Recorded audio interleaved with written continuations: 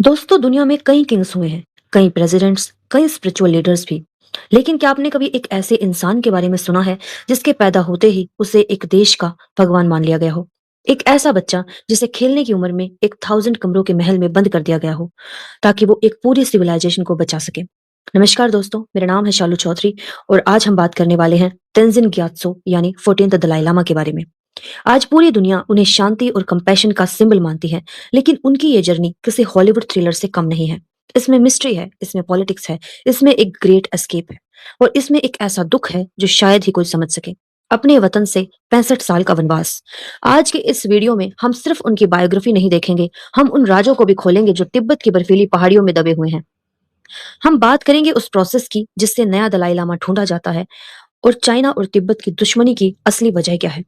और क्या 14th दलाई लामा के बाद ये सिलसिला हमेशा के लिए खत्म हो जाएगा? तो अपनी कुर्सी की पेटी बांध लीजिए क्योंकि हम जा रहे हैं रूफ ऑफ द वर्ल्ड यानी तिब्बत की यात्रा पर। कहानी शुरू होती है 1933 में। 13th दलाई लामा की मौत हो चुकी थी और तिब्बत के लोग गम में थे। लेकिन उनके लिए मौत अंत नहीं, एक नई शुरुआत थी। तिब्बतन्स बिलीव करते हैं री इनकारनेशन में, यानी पुनर्जन्म में। लेकिन नए दलाई लामा को ढूंढना कोई आसान काम नहीं था। ये कोई इलेक्शन नहीं है, ये एक डिवाइन सर्च है। सबसे पहले 13th दलाई लामा की बॉडी को जब स्टेट में रखा गया तो लोगों ने देखा कि उनका चेहरा साउथ से मुड़कर नॉर्थ ईस्ट की तरफ हो गया। ये पहला इशारा था। फिर तिब्बत के रेजेंट जो किंग की एब्सेंस में देश चलाते हैं, वो गए एक पवित्र झील पर जिसका नाम है लहामो लातसो। कहते हैं कि इस झील के पानी में भविष्य दिखता है। रेजेंट को पानी में कुछ धुंधली तस्वीरें दिखी। एक मोनास्ट्री जिसका डोम गोल्ड और जेड का था और एक छोटा सा घर जिसके आगे एक अजीब सा गटर था और रूफ पर टर्कोइस टाइल्स थी। ये सब जानने के बाद एक सर्च पार्टी एस्टेब्लिश की गई। मोंक्स की एक टीम निकली नॉर्थ ईस्ट तिब्बत की तरफ। वो भेष बदल कर जा रहे थे ताकि उन्हें कोई पहचान ना सके। वो पहुंचे एक छोटे से गांव तख्तसिर में। वहां उन्हें वही घर मिला जो उन्हें झील में दिखाई दिया था। वहां एक 2 साल का बच्चा था जिसका नाम था लहामो थोंडप। जैसे ही बच्चा उन मोंक से मिला वो बिल्कुल भी डरा नहीं। उल्टा उसने सर्च पार्टी के लीडर की माला, जिसे वो रोजरी कहते हैं, पकड़ ली और कहा कि ये मेरी है। लेकिन क्या ये काफी था? नहीं। मोंक्स ने बच्चे के सामने बहुत सारी चीजें रखी। 2 आइडेंटिकल माला, 2 identical drums, 2 identical walking sticks. एक चीज 13th दलाई लामा की थी और दूसरी बिल्कुल नई थी। लेकिन बच्चे ने बिना एक पल को सोचे, उस 2 साल के बच्चे ने वही चीजें उठाई जो पुराने दलाई लामा की थी। मोंक्स की आंखों में आंसू थे। उन्हें अपना गुरु मिल गया था। लहामो थोंडप अब लहामो थोंडप नहीं रहे, वो बन गए तेंजिन ग्यात्सो द 14th दलाई लामा। जरा सोच के देखिए उस 4 से 5 साल के बच्चे के बारे में। उसे उसके माँ बाप से दूर कर दिया गया, उसे लाया गया लहासा पोटाला पैलेस में। ये दुनिया की सबसे बड़ी बिल्डिंग में से एक है जिसमें 1000 से ज्यादा कमरे हैं। लेकिन वहां का माहौल बहुत सीरियस था। कोई बच्चा नहीं था खेलने के लिए, सिर्फ पुराने मोंक्स और हजारों किताबें। उनका बचपन आम बच्चों जैसा था ही नहीं। सुबह 5 बजे उठना, मेडिटेशन करना और घंटों तक मुश्किल फिलोसफी को सीखना।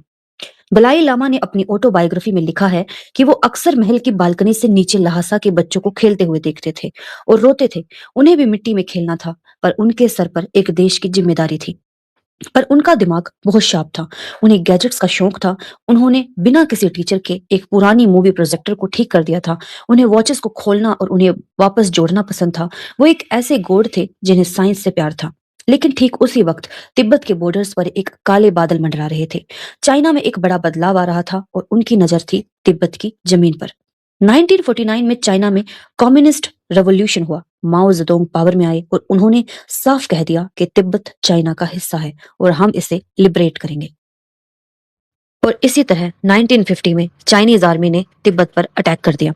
तिब्बत की आर्मी काफी छोटी थी और उनके पास पुरानी गन्स थी, जबकि चाइना के पास थे मॉडर्न वेपन्स। तिब्बत में अफरा तफरी मच गई और इस इमरजेंसी की सिचुएशन में दलाई लामा की एज सिर्फ 15 साल थी। टेक्निकली वो 18 साल से पहले रूल नहीं कर सकते थे, लेकिन लोगों ने कहा कि हमें हमारे लीडर की जरूरत है। एक 15 साल का बच्चा जिसने अभी तक पूरी दुनिया तक नहीं देखी, उसे तिब्बत का एब्सोल्यूट रूलर बना दिया गया। दलाई लामा ने कोशिश की कि बातचीत से मसला हल हो। उन्होंने अपने रिप्रेजेंटेटिव को बीजिंग भेजा, लेकिन वहां चाइना ने उन्हें फोर्स किया एक एग्रीमेंट को साइन करने के लिए, जिसे 17 पॉइंट एग्रीमेंट कहा जाता है। इस एग्रीमेंट के मुताबिक तिब्बत चाइना का हिस्सा बन गया और उन्हें प्रॉमिस किया गया कि उनका कल्चर और रिलीजन नहीं छेड़ा जाएगा। लेकिन दोस्तों, प्रॉमिस तो होते ही टूटने के लिए हैं। चाइना ने धीरे धीरे मोनेस्ट्रीज को तोड़ना शुरू किया, मॉन्क्स को खेतों में काम करने पर मजबूर किया और तिब्बतन्स के दिल में गुस्सा भर रहा था। लहासा एक प्रेशर कुकर बन चुका था जो कभी भी फट सकता था। अब आते हैं उस दिन पर जिसने पूरी दुनिया को हिला दिया। 10 मार्च 1959 लहासा में अफवाह फैलाई गई कि चाइनीज आर्मी दलाई लामा को किडनैप करने वाली है। हजारों लोग पोटाला पैलेस के बाहर इकट्ठे हो गए। उन्होंने ह्यूमन चेन बनाई ताकि उनके लीडर को कोई टच ना कर सके। सिचुएशन इतनी खराब हो गई थी कि चाइना ने पैलेस पे बॉम्ब गिराने की धमकी दी। दलाई लामा के पास सिर्फ दो रास्ते थे, या तो वो वहीं रुके और मारे जाएं या फिर अपना देश छोड़कर भाग जाएं। दलाई लामा ने नेचुंग ओरेकल, एक स्पिरिचुअल मीडियम से सलाह ली। ओरेकल ने उन्हें ट्रांस में आकर चिल्लाया, गो गो टू नाइट।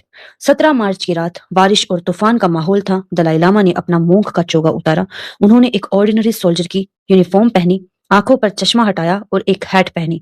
उन्होंने अपने कंधे पर एक गन लटकाई ताकि वो एक सैनिक के जैसे दिखे। वो महल के पिछले दरवाजे से निकले। उनके साथ उनकी माँ, उनके भाई और कुछ बॉडीगार्ड थे।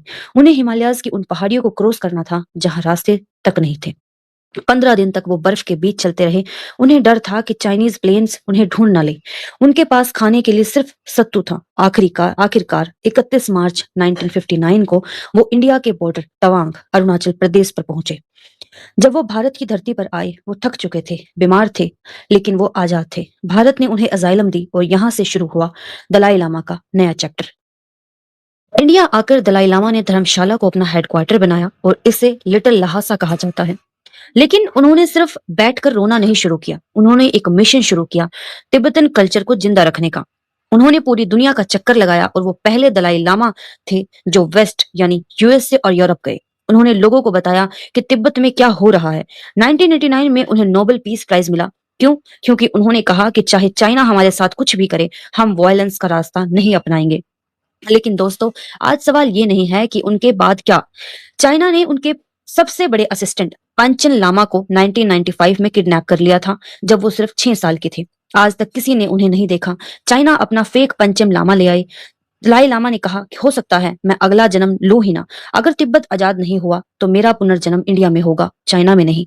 दोस्तों, 14th दलाई लामा की कहानी सिर्फ एक रिलीजन की कहानी नहीं है, ये कहानी है रेजिलेंस की।